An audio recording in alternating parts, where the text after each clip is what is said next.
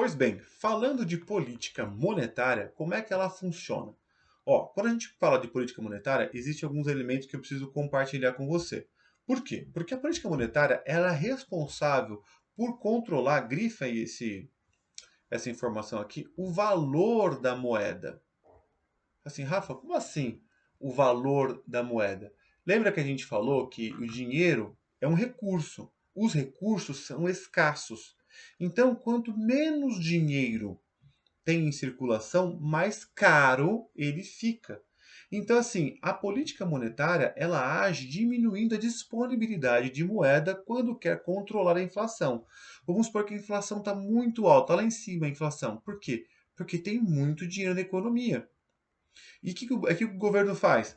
Ele pega e aumenta, no caso aqui, né? Existem quatro fatores que ele pode fazer, mas só para dar uma sugestão aqui, a inflação está alta. O governo, junto com a inflação, ele vai e sobe a taxa de Selic, sobe a taxa de juros.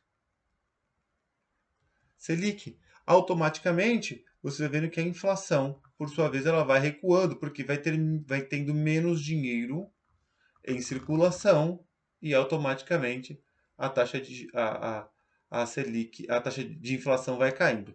Então, a gente vai diminuindo a disponibilidade de moeda quando quer controlar a inflação e elevando quando está procurando estimular, né, a economia. Foi como eu compartilhei com você o caso da pandemia, né, que o governo aqui colocou a taxa de juros a 2% para poder estimular as empresas a captar dinheiro, as pessoas a captarem dinheiro para fazer a economia aquecer. O governo nosso aqui no Brasil, nós trabalhamos com o regime de metas de inflação. Isso aqui é muito importante porque você vai ouvir muito isso quando você lê sobre economia ou quando você ouvir, né, algum jornal, podcast, enfim, sobre economia. Então, e por que a gente trabalha com regime de metas de inflação? O governo estabelece, né, o Conselho Monetário Nacional estabelece uma meta. Olha, eu quero que a inflação fique, por exemplo, em 3%, podendo ter um ponto para cima, um ponto para baixo. Ou seja, vamos desenhar aqui legal. Então, o que significa a meta de inflação? Ó, quero a inflação aqui a 3% ao ano. Sendo que eu aceito que ela fique um ponto para cima ou um ponto para baixo. Ou seja, ela pode finalizar o ano entre 4% e 2%. Eu tenho depois um gráfico mostrando isso com mais clareza para você. Por que ele faz isso? Porque essa meta ela confere mais segurança sobre os rumos da política monetária.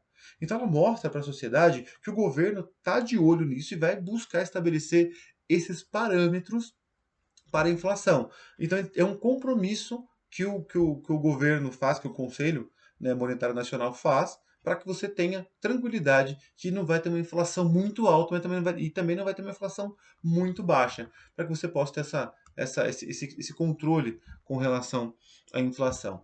Eu trago para você aqui agora um gráfico que ele mostra um pouco aqui desse cenário, né? Aqui estou pegando de 1999 até 2014, né, os cenários de inflação. Aqui mostra, né, o centro da meta, em verdezinho, azul, não sei, né?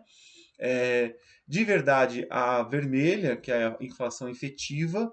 Então você vê que em alguns momentos, você pega aqui em 2002, por exemplo, aqui, ó, a meta de inflação era 4, mas olha, fechou em 12, cara, ficou muito fora, né? E o teto aqui, ó, era na casa de 6% o teto. Então, olha, subiu demais a inflação. Então, o limite aqui era 6, o centro da meta é esse aqui, e o mínimo era esse, né? E já você veja só o que aconteceu, por exemplo, aqui em 2006, onde a gente tinha uma meta de 4,5% e a inflação real foi a 3,5%. Então, isso aqui foi um gráfico que eu peguei de 99 até 2014, que estava bem bonitinho para mostrar para vocês. E esse aqui é um próprio dado do Banco Central, também está no Boletim Focus aí dessa semana, que mostra para a gente aqui o IPCA de 2012, né? Então, como se eu estivesse dando uma continuidade aqui, 2012 até 2024. De novo, aqui é o centro da meta, né? Que eles procuram colocar o centro da meta. E, opa, escapou, desculpa, deixa eu voltar. O centro da meta, perdão, né? E aqui o que aconteceu com a inflação nesse período.